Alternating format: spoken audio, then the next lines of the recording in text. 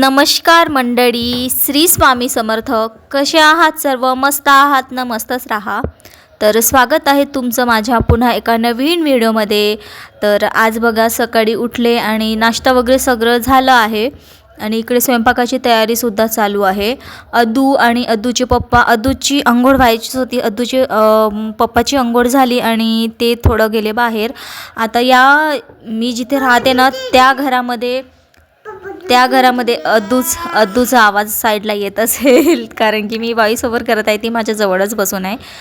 तर आता या घरामध्ये आहे ना ऊन येत नाही ना. आता थंडीमध्ये ऊन खूप आवश्यक आहे. त्यामुळे अद्दूचे पप्पा रोज तिला गार्डनमध्ये वगैरे घेऊन जातात. तर ती गेली आहे तिच्या पप्पासोबत गार्डनमध्ये. आणि इकडे माझं नाश्ता वगैरे झालं होतं. तर मी म्हटलं त्यांनी यायच्या आधी थोडा स्वयंपाक उरकून घेते आणि इकडेच स्वयंपाक करते आहे मी. तर स्वयंपाक करता करता तुमच्याशी गप्पा मारते. आणि मी 4-5 दिवस आहे ना व्हिडिओ टाकले नाही. त्या दिवसामध्ये आहे ना मी होते माझ्या माहेरी. आणि जे तुम्हाला मी आतापर्यंत जे व्लॉग दिले ना लग्नाचं बारशाचं आणि जावडाचा जो तुम्हाला व्हिडिओ अपलोड केला ना, तो मी इकडे आल्यानंतर एडिट करून मग म्हणजे तो यूट्यूबवर टाकलं. कारण की माहेरी असताना आहे ना वेळ तर खूप व्हायचं. तर माहेरी तर गेले होते, माहेरी तर खूप वेळ होता.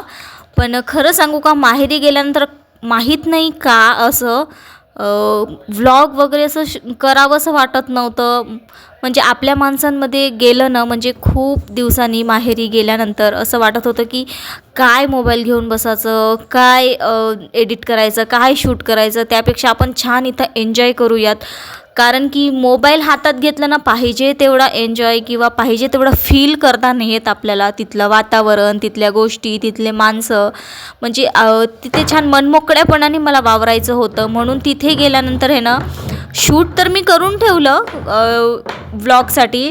आता व्लॉगिंग चालू केलंच आहे म्हटल्यानंतर सगळं तुम्हाला दाखवलं पाहिजे. जी माझी यूट्यूब फॅमिली आहे, आतापर्यंत जी माझी यूट्यूब फॅमिली माझ्यासोबत जुळली आहे, त्यांना मला तर दाखवायचंच होतं.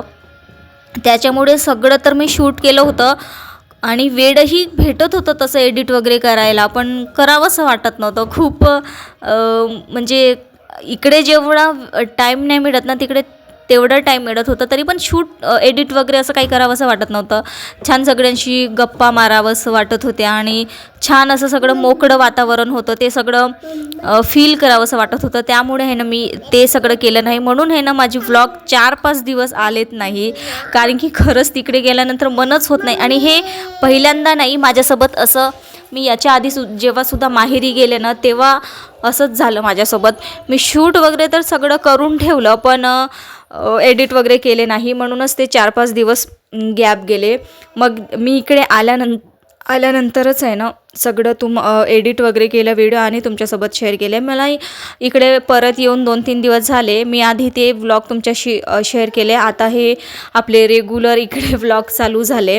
तर हे माझ्यासोबतच असं होतं की तुमच्यासोबत देखील होतं? मला कॉमेंटमध्ये एकदा नक्की सांगा. कारण की माहेरी गेल्यानंतर मोबाईल हातात घेतल्यानंतर आपल्याला तिथलं अनुभवता येत नाही, आपल्याला ते फील करता येत नाही. असं ते माझ्यासोबतच होतं की तुमच्यासोबतही होतं? मला कॉमेंटमध्ये एकदा नक्की सांगा. त्यामुळे हे ना मी 4-5 दिवस ब्लॉग दिले नाहीत आणि ते 4-5 दिवस तिथे चांगलं गेली आहे. तर चांगलं फील करून घ्यावं, चांगलं आपल्या माणसामध्ये वावरावं असं मला वाटत होतं. तर असं सगळं होतं. तर इकडे माझं ऑलमोस्ट स्वयंपाकही झालंच होतं. अद्दू आणि अद्दूचे पप्पा यायचेच होते. आणि आज स्वयंपाकामध्ये आहे ना वरण भात, साधंच आहे. वरण भात आहे, पोळी केली आहे. अद्दूला सकाळी मी उकडलेलं अंडं दिला. आणि हो तुम्हाला सांगते, अंडं फक्त अद्दूसाठी आहे. मी खात नाही आहे कारण की मार्गशीर्ष महिना वगैरे चालू आहे, माझे गुरुवारचे उपवास चालू आहे. त्याच्यामुळे मी नॉनव्हेज सध्या मार्गशीर्ष महिना संपतपर्यंत आमच्या घरी नॉनव्हेज सध्या बंद आहे. तर असं सगळं होतं. आणि हो, तिकडे गेल्यानंतर आहे ना अद्दूसुद्धा इतकी छान खेळते ना, मनमोकळेपणाने वावरते आणि तिकडे खेळायलासुद्धा तिला छान ऐसपैस जागा राहते. आणि लहान लहान मुलं राहतात. तर खरंच ते तिकडे खूप छान वाटत होतं तिला आणि खूप छान राहत होती, खेळत होती ती. इकडे मी जिथं राहते ना, याच्या आधी मी तुम्हाला सांगितलं की या रूममध्ये बिलकुल ऊनच येत नाही किंवा समोर आहे ना थोडीशी पोर्च आहे. ज्या घरमालकांनी घर बांधलं ना, ते खरंच काय विचार करून काय बांधलं काय माहिती. पण एरिया चांगला आहे, ओळखीची माणसं झाले आहेत. याच्या आधी आम्ही साईडच्याच रूममध्ये राहत होतो. सगळं माणसं वगैरे ओळखीची झाली होती, शेजार पाजार सगळं चांगलं होतं, म्हणून इथून रूम चेंज करावंसं वाटत नाही आहे. अदरवाईज या रूममध्ये सध्या तरी राहावंसं वाटत नाही आहे, कारण की बिलकुल ऊन येत नाही, घरात खूपच अंधार पडतो. आणि तुम्हाला सांगितलं बाजूला जो घर बांधला गेला आहे तो खूप जवळच आहे, लागूनच घर आहे. त्याच्यामुळे हा घर आहे ना खूप दबला गेला आहे आणि दोन्ही साईडून दबलं गेलं आहे आणि समोरून खरंच खुलं नाही आहे. त्यांनी जो समोरचा गेट आहे ना त्याला पण भिंत एवढी उंच करून बांधून दिलं ना, पूर्ण अख्खा स्लॅब समोरून बांधला गेलेला आहे. त्याच्यामुळे आहे ना इथं खूप अंधार पडतो त्याच्यामुळे. पण एरिया सगळं चांगलं आहे, त्याच्यामुळे सध्या तरी इथे राहणे चालू आहे. समोर बघू, अजूनपर्यंत काही ठरलेलं नाही आहे रूम चेंज करायचं किंवा नाही करायचं. पण हो, रूम जर चांगली मिळाली, व्यवस्थित मिळाली तर नक्कीच रूम चेंज करणार असं आमचं आहे डिसिजन. पण अजूनही कन्फर्म झालेलं नाही आहे, समोर बघू. आणि भाड्याच्या घरात राहणे म्हणजे थोडंफार आपल्यालाही ॲडजस्ट करावं लागतं, कारण की आपल्याला जसं पाहिजे तसं तर मिळत नाही आणि मिळालं तरी आपल्या बजेटमध्ये परवडेल असं आपल्याला करावं लागतं त्याच्यामुळे. आणि इथे आहे ना, मी जिथे राहते ना तिथून सगळं मार्केट वगैरे जवळ आहे, स्कूल आहे अद्दूसाठी, सगळे व्यवस्थित आहे. त्याच्यामुळे थोडंसं हा बेनिफिट आहे आम्हाला इथे राहायचं. आणि मी ज्या एरियात राहते ना ते खूप मध्ये आहे, सेंटरमध्ये आहे म्हणायला हरकत नाही, कारण की इथे मार्केट जवळ आहे. नसले घरी तर मला एकटीलाही जाता येतं असं आहे हे. इथलं सगळं मार्केट, भाजीपाला वगैरे सगळं, किराणा दुकान वगैरे सगळं जवळ आहे. आणि स्कूल पण तर खूपच जवळ आहे त्याच्यामुळे. आणि शेजारसुद्धा खूप चांगलं मिळालं मला, बोलायला चालायला सगळे असतात. त्याच्यामुळे थोडं रूम चेंज करायलासुद्धा अवघड होत आहे आम्हाला. समोर बघूच. तर इकडे तुमच्याशी बोलता बोलता माझं ऑलमोस्ट स्वयंपाक झालंच आहे. तोपर्यंत अद्दू आली होती.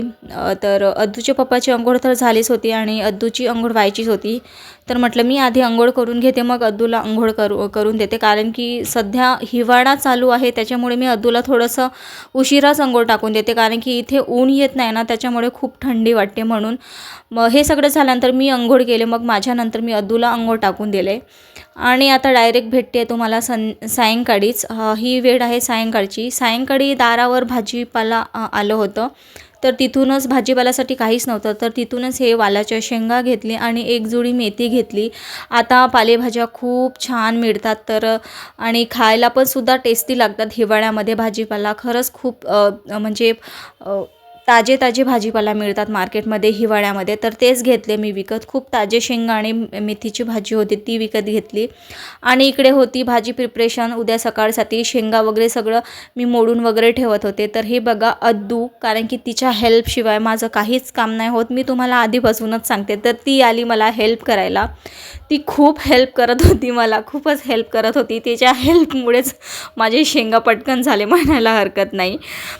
नेहमी असं मी घेऊन बसलं ना, ती येतेच काहीच इकडे शेंग फेका, तिकडे फेका किंवा काही ती तिच्या मनाला येते ते करत असते.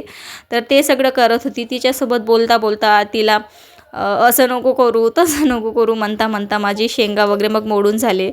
मेथीची भाजी खुडताना तर तुम्ही बघायची होती किती सुंदर ती मेथीची भाजी मला खुडू लागली, पण ते वगैरे मी काही शूट केलं नाही. तर असंच होता आजचा छोटासा व्हिडिओ. तुम्हाला कसा वाटला मला कॉमेंटमध्ये एकदा नक्की सांगा. आणि हो, माहेरी गेल्यानंतर तुम्हालाही असंच वाटतं का की काय कॅमेरा ऑन करायचं, काय बोलायचं, म्हणजे काय शूट करायचं? मला तरी असंच वाटतं, बाकीच्यांचं माहीत नाही, पण मला का असं वाटतं मलाही माहीत नाही.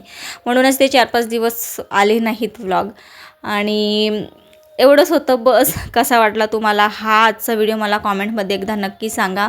आणि हो, जे कोणी नवीन आले असाल चॅनलवर, प्लीज त्यांना एक रिक्वेस्ट आहे, चॅनलला नक्की सबस्क्राईब करा. व्हिडिओ आवडत असल्यास व्हिडिओला लाईक आणि व्हिडिओ खाली कमेंट देखील करायला विसरू नका. तुमच्या एका कमेंटमुळे, तुमच्या एका सबस्क्राईबमुळे आणि तुमच्या एका लाईकमुळे मला खरंच समोर जाण्याचं काय म्हणतात त्याला हिंमत मिळते. तर मला तुमच्या सपोर्टची खूप खूप गरज आहे, कारण की सुरुवात केलीच आहे तर म्हटलं चालू ठेवूयात. स्वामी महाराज नक्की एक दिवस यश देतील आणि तुम्हाला मला सगळ्यांना यश देव स्वामी महाराज ही स्वामीचरणी प्रार्थना करते. तर चला आजच्यासाठी एवढंच, भेटूया पुढच्या एका नवीन व्हिडिओमध्ये. तोपर्यंत बाय बाय. आणि हो, स्वामी महाराज तुम्हाला सुख, शांती, समाधानी आणि निरोगी आयुष्य देव ही स्वामीचरणी प्रार्थना करते. Bye bye. भेटूया पुढच्या एका नवीन व्हिडिओमध्ये.